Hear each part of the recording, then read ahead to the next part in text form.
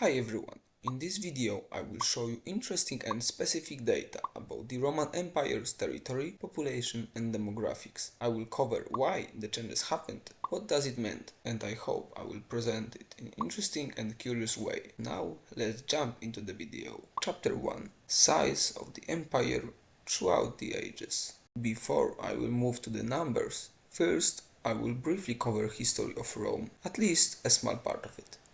The history of Rome, if we include the Byzantine period, lasted over 2000 years. According to tradition, it was founded in 753 BC, but the place where it arose had been settled since at least the 10th century BC. The power of Rome in the west fell in 476 AD, while the eastern part of the empire, richer and easier to defend, lasted until 1453. Over several centuries, thanks to alliances with neighboring cities that Rome subjugated, central Italy came under its rule. Later, the machine gained momentum. During the conquest of territories east of Latium, inhabited by the warlike Samnites, and south of it, settled by Greek colonists, the Roman encountered another power, Carthage. Its empire stretched from present-day Tunisia, the coast of Spain, and included Sicily and Sardinia, which also interested Rome. Between 264 and 146 BC, three successive wars, known as the Punic Wars, ended with the destruction of Carthage. During this conflict, Rome often stood on the brink of disaster, especially in 218 BC,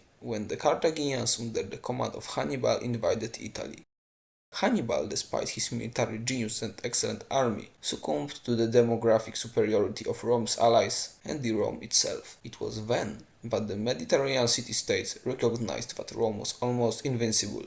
Rome conquered Carthaginian Spain as well as Sicily and Sardinia, and eventually the territory of Carthage itself. It intervened in the affairs of Greek cities, destroyed the remnants of the Macedonian Empire in Greece and Asia Minor, to permanently control this part of the world. In the 1st century BC, thanks to alliances with participants in civil wars and rebellions, which led to general chaos, the kingdoms of Asia Minor and Egypt also fell into Roman hands. Thus, it can be said that at the beginning of our era, almost the entire known world was unified. The Roman Empire encompassed territories between Gibraltar and the English Channel in the north, the Sahara and Euphrates in the south. In the 1st century, the Romans also subjugated the western part of today's Germany, Austria, Romania and Britain up to the border with Scotland, and in the southeast, the lands known as Arabia.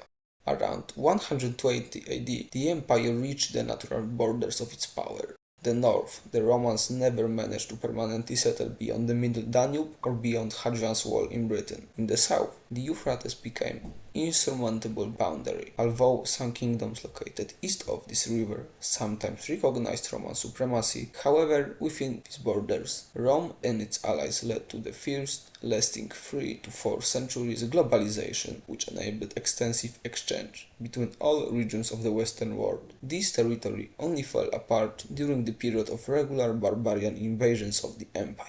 Now we can compare territory of Rome in different periods by the size of the country itself. In the year 264 BC, just before the start of the First Punic War, Rome had control over almost all of the central and south Italy. Its size back then was around 200,000 to 250,000 square kilometers. 120 years later, just after all the Punic Wars, the numbers provide a rough estimate and can vary. Therefore, a reasonable estimate for the size of the Roman Republic around 146 BC would be these borders, at around 1.5 million square kilometers. Let's jump to another 100 years into the future. In year 25 BC, newly established Roman Empire was around 2.7 million square kilometers. The next date would be year 117 AD, the Roman Empire at its peak.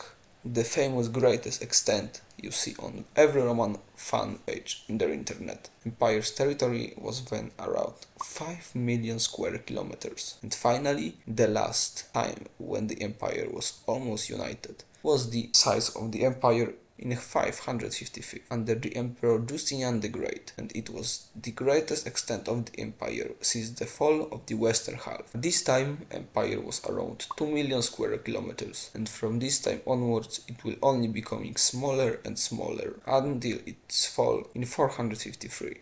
Chapter 2. Population of the Empire. Territorial changes of the Roman Empire brought the changes in demographics and population. Now, I will quickly move through the population of Roman Empire throughout the ages. In the year 200 BC, population of the Republic could be around 5 million. In the year 25 BC, population of the Empire could be around 10 times bigger. Estimated numbers are around 50 million people. In the year 117, at the empire's peak, estimates are around 60 to 76 million people as the most accepted range. The population likely peaked just before the Antonine Plague. Only in 555, during Justinian's reign, Roman Empire reached a huge number of population again, with estimated population around 26 million people. Then the population began to shrink because of the Justinian's plague, wars with Sassanids, and finally Arab conquests, which ultimately destroyed the population and demographic power of the Roman Empire for centuries to come.